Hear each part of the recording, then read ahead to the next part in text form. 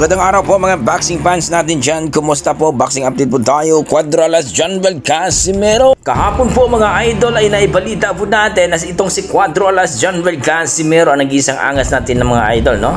Na kung saan, no? Itong si Naoya Inoue ay mahina daw talaga ang kanyang panga, no?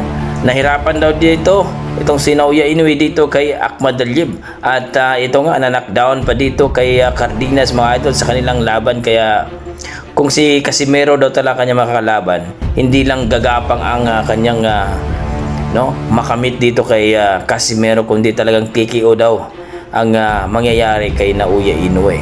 Kaya mga idol, marami nagsasabi mga idol na galingan daw ni Casimero ang kanyang laban ngayon dito kay Kinosuke Kameda mga idol. TKO at brutal ang pagka-TKO dito mga idol.